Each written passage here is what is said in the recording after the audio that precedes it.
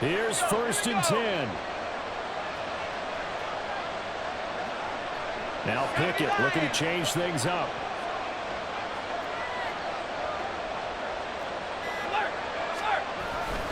First down, and they go back to Harris. And he'll take this one inside the 10, down to the 8. Now the Browns signal for the second of their timeouts as they'll head to the sideline and talk over what to do next. This has been an up and down, back and forth type of a game, hasn't it? Maybe this long drive take a little bit of the wind out of their sails, kind of settle things down a little bit. Here's 2nd down.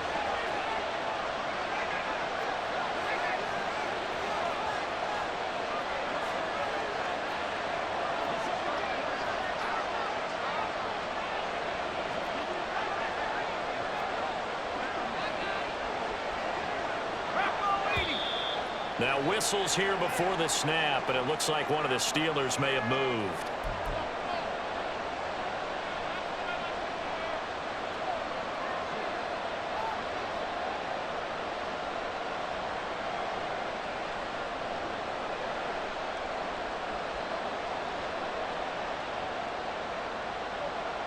They'll come up now. This is 2nd and long.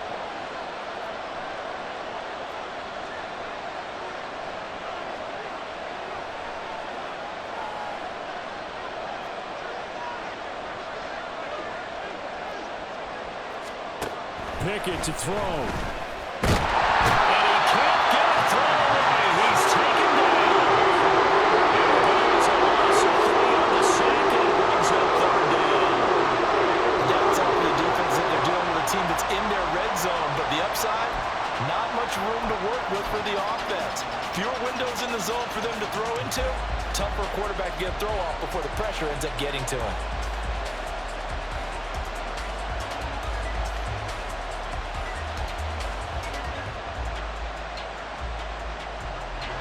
This crowd turning up the decibel level. It's 3rd and long.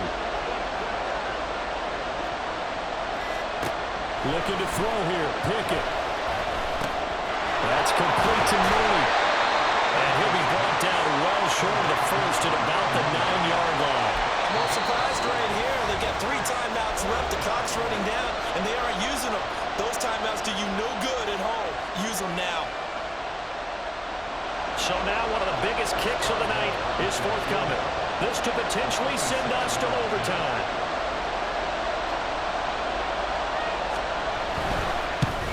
Boswell's kick is good. And that will tie this game here in the final minute of play. So in the final minute, they turn it over to their kicker to get him back to even, and he does not disappoint. Brandon, do you think the pressure ever gets to this guy? Because I sure don't. That was pretty smooth right there. But I tell you, he better not rest on his laurels, because there's a good chance they may need him again if this game goes to overtime. And with time a factor here late, he'll just take a knee, and they'll start things out at the 25.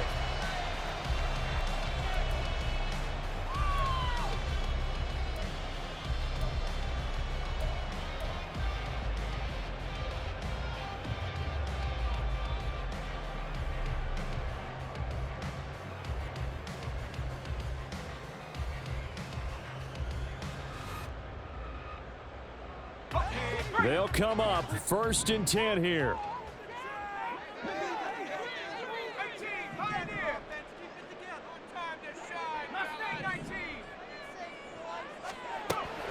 They'll try and start this drive in the air. And they will be incomplete with the clock showing 18 seconds now to go. Work with me, partner. Take a deep breath, because that's what they're doing down the field now. That incompletion allowed them to exhale a little bit. Get in the huddle. Kind of scan the crowd, see if any celebrities are here. Relax a little bit as they start this big drive. They'll come up now on 2nd down.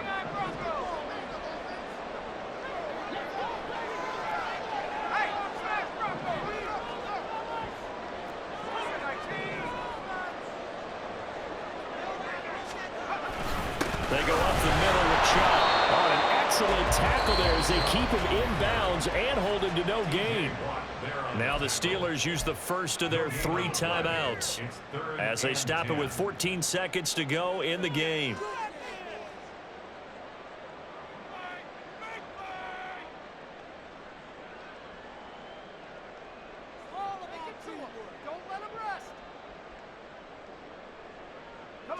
Well, this feels like a late season game, even though it's just week 2. Here's a big third down.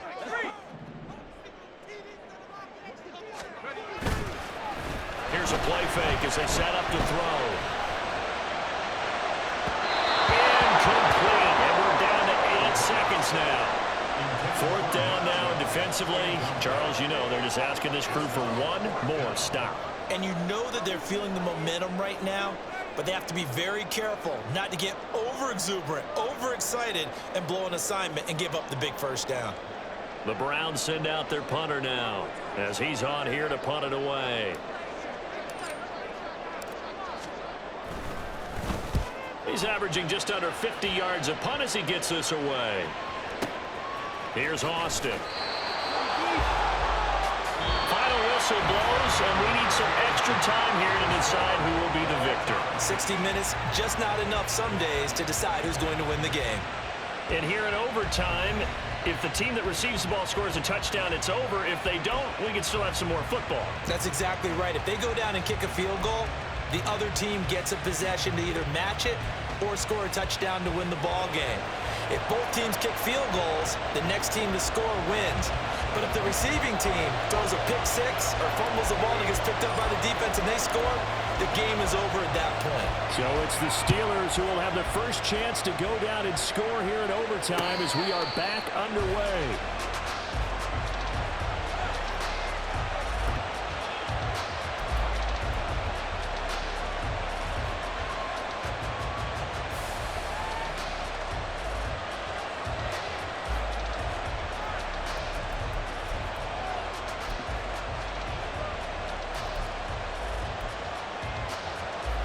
The Pittsburgh offense at the line to start their next drive.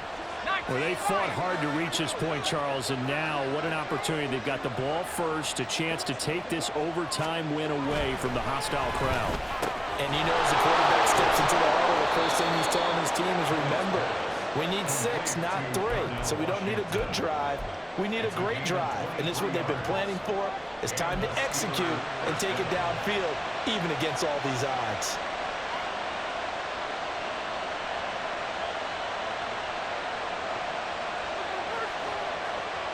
So one play, and they're already just shy of midfield.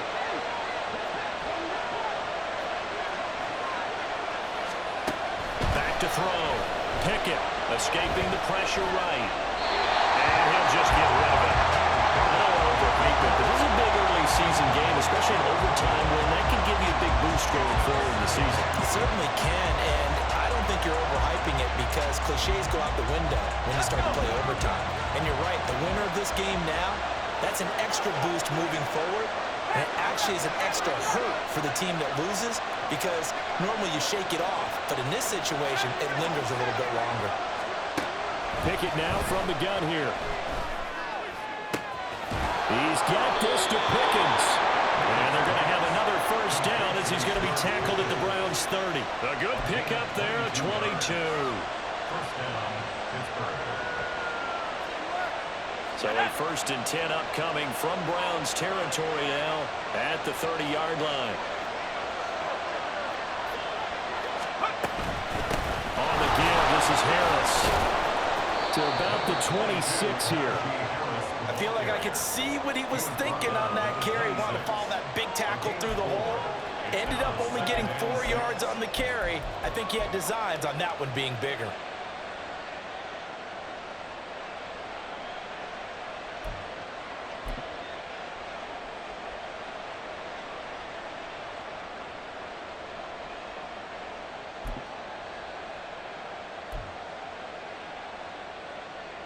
We'll play only the one overtime here. If time runs out, it'll be a tie as they come up on 2nd down.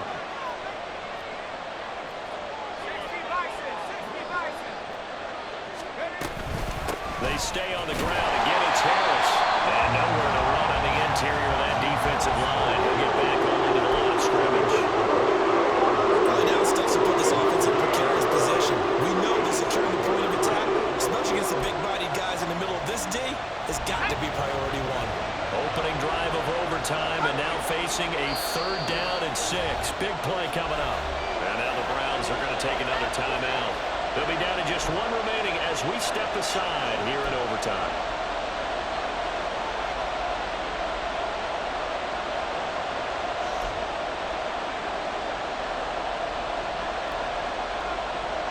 They got to get to the 20 to keep the drive alive on third down.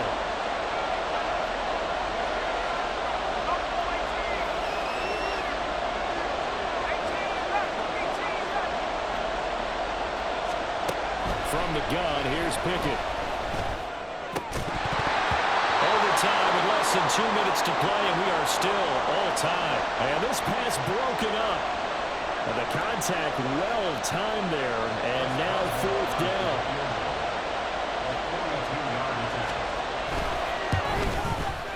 Boswell's kick is good, and they have regained the lead. They're able to put 3 on the board here on the opening drive of OT, and now up to their defense to try and see if they can hold this one. I like how you framed it up because obviously this game is not over, right? They go down and kick a field goal, then we head to sudden death. But if the defense can hold, take the ball away, turn it over on downs, this game's over. This will be brought out from the middle of the end zone. And no chance to get away as they'll get him down at about the 17-yard line.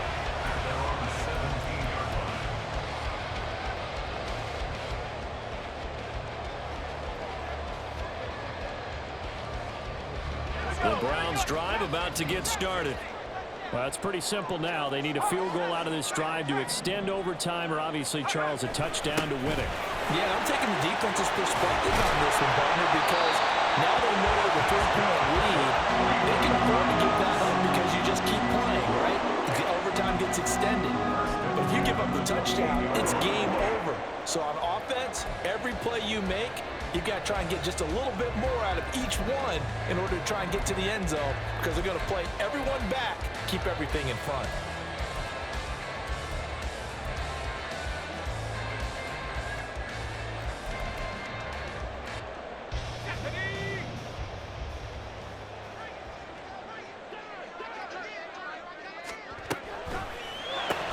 Looking left side, and he's got a man. That's Cobb. And to the 36-yard line, taken down there after getting 8 yards. It's a gain of 8. Brings up 2nd and 2 at the 36-yard line.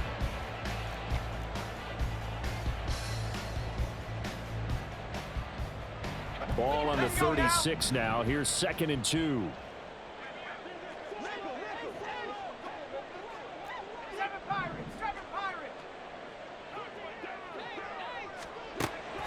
They'll set up to throw. And he will lose yardage here to the 31-yard line. If you're a selfish player and you're throwing the ball, you're cool with the completion. Maybe not so cool with the yardage loss, though, huh? Yeah, you went backwards on the yardage. Hey, it kind of works like a sack for the defense there. Yeah, it's a really big play for them, right? Able to figure it out, sniff it out, and finish it off.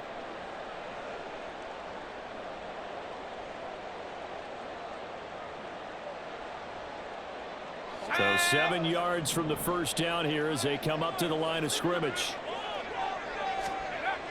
On third down, he'll drop to throw. That is caught. He's across midfield. And down to the 28-yard line. It was a long shot, but they did get one final chance to try to score and overcome this small deficit. No touchdown, though, Charles. And that brings this one to a close. Yeah, I think Hope was wearing one jersey and Worry was wearing another on the other sideline as that final snap played out. Now, we've seen some incredible plays to win games before, but in this case, I think the distance was just a little bit too great for it to happen here. So for the Steelers, it's a dream start. 2 wins in 2 early road games. And they will head back home next week. Meanwhile, for the Browns, they'll fall to 1-1. And they will try to get back in the swing of things next week on the road. So for Charles Davis and our entire crew, I'm Brandon Gaudin. Next game, guess what? Charles and I will be here again. It's the NFL on EA Sports.